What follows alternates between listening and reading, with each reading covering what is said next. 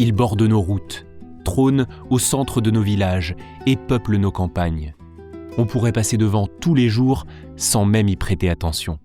Pourtant, chaque calvaire est un morceau de notre histoire, un témoignage de foi qui a traversé le temps pour s'adresser à nous.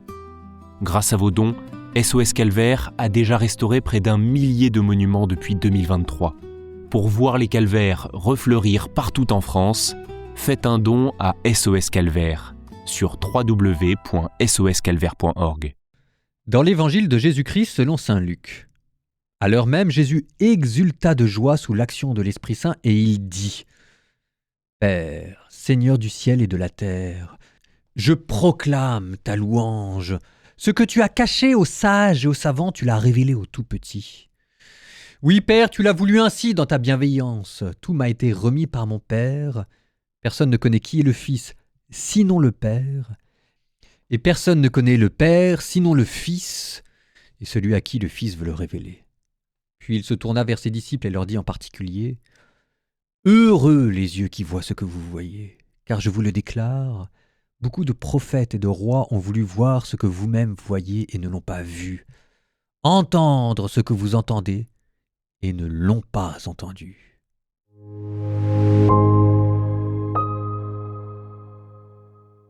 On appelle cela l'oraison de simple regard.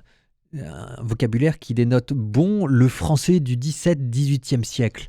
L'oraison de simple regard, qui fait que la prière chrétienne culmine dans le face-à-face avec Dieu. Je vous rappelle que le sens de notre vie, c'est de voir Dieu et qu'en fait, dans la prière, on s'y exerce déjà à travers la foi.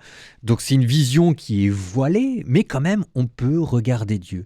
On s'y exerce par exemple pendant les adorations du Saint-Sacrement. On regarde une hostie et en regardant l'hostie, on regarde vraiment par-delà l'hostie Jésus mort, crucifié et ressuscité pour nous. Et dans la prière, l'œil de l'âme s'ouvre et a le pouvoir de plonger jusqu'au mystère de la divinité.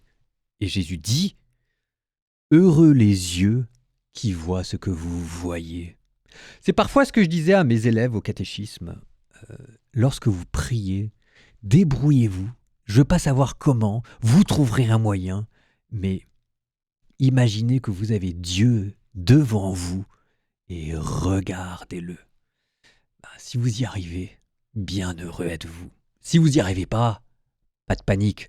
Il suffit de prendre un verset de l'évangile et de le lire et de le méditer, parce que le même évangile vous dit beaucoup de prophètes ont voulu voir ce que vous-même vous voyez, la divinité, et entendre ce que vous entendez. Donc même à écouter l'évangile, il y a une béatitude. N'empêche que c'est à cette oraison de simple regard que moi aujourd'hui je veux vous ramener. Exercez-y vous.